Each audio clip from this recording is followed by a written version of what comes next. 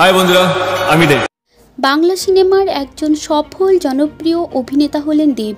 শুধুমাত্র অভিনয় নয়, তিনি একধারে সফল প্রযোজক এবং অন্যধারে তিনি সফল রাজনীতিবিদ।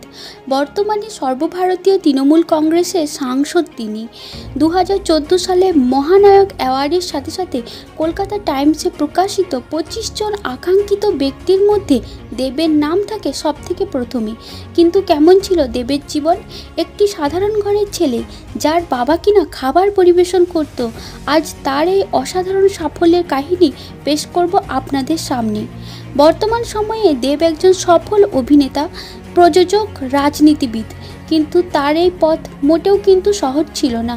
মনের অদম্য ইচ্ছাশক্তি এবং বিশ্বাসের জোরেই তিনি বাংলা সিনেমাতে আত্মপ্রকাশ করেন। শুরুটা করি প্রথম থেকে। পশ্চিম মেদিনীপুরের কেশপুরে তিনি জন্মগ্রহণ করলেও ছোটবেলার অধিকাংশ সময় কাটাতেন মামার বাড়ি টাউন চন্দ্রকোনা রোডে। তার আসল নাম ছিল দীপক অধিকারী, ডাকনাম ছিল রাজু। দেবের বাবা ছিলেন একজন ফুড ডেলিভারি বয়। বিভিন্ন শুটিং সেটে গিয়ে তিনি খাবার ডেলিভারি থেকে শুরু করে সার্ভ পর্যন্ত করতেন।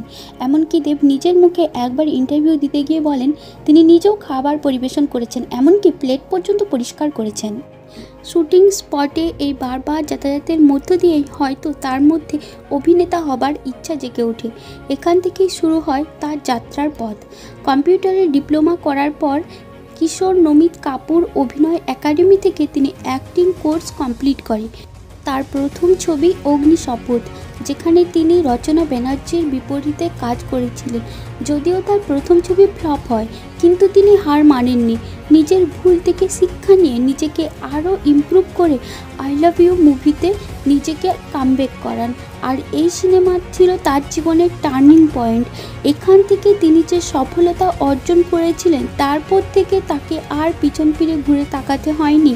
একের পর এক ছবি তার সুপার ডুপার হিট হয়। আই লাভ ইউ ছবির সাফল্যের পরেও দেব কিন্তু 14 মাস অভিনয় জগৎ থেকে দূরে ছিলেন। কথাই বলে 4 কদম আগে ফেলার জন্য 2 কদম পেছোতে হয়। ঠিক সেই রকম এই সময় তিনি মুম্বাইয়ে নাচ ফাইটিং শেখেন বিখ্যাত কোরিওগ্রাফার এজাজ গুলাবের কাছে। এরপর দেবের মুক্তি পায় চ্যালেঞ্জ ছবিটি, আর এই ছবি দেবকে চূড়ান্ত খ্যাতির চূড়ায় নিয়ে যায়। পাগলু ছবিতে কোয়েল মল্লিকের বিপরীতে অভিনয় করেন, যা মুক্তির প্রথম দিনে দেখা সর্বাধিক রেকর্ড করেন। স্টার জলসাতে যেদিন এই সিনেমা দেখানো হয়, সেদিন এই সিনেমার টিআরপি এখনও পর্যন্ত সর্বোচ্চ রেকর্ড করেন। পশ্চিমবাংলাতে এই ছবি এত বিখ্যাত হয় যে যা সালমান খানের রেড্ডি ছবিকেও পিছনে ফেলে দেয়। এরপর 2011 সালে মুক্তি পায় রোমিও। এখানে লিড অ্যাক্ট্রেস সাথে শুভশ্রী গাঙ্গুলি।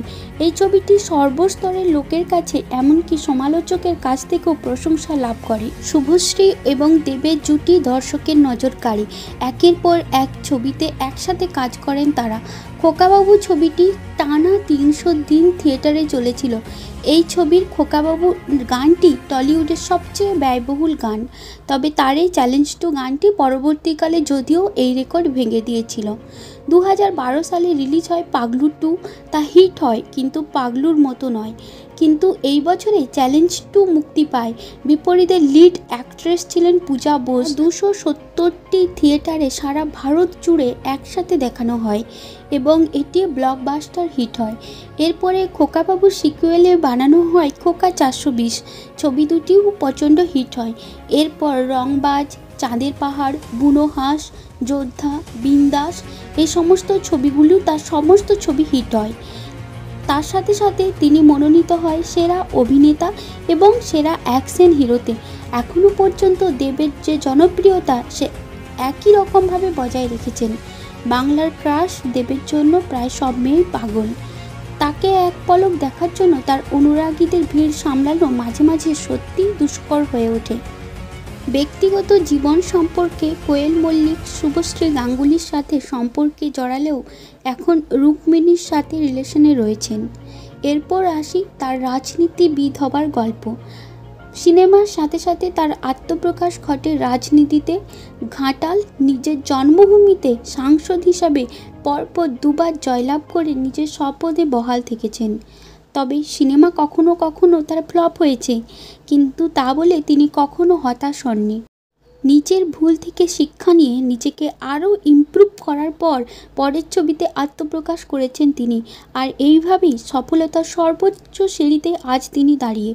তাই আমরা বলতে পারি, ব্যাকগ্রাউন্ড যাই হোক না কেন, যদি জীবনে কোনো কিছু করার ইচ্ছা থাকে তাহলে সে ব্যক্তি সফল হবেই, তার সফলতা সুনিশ্চিত।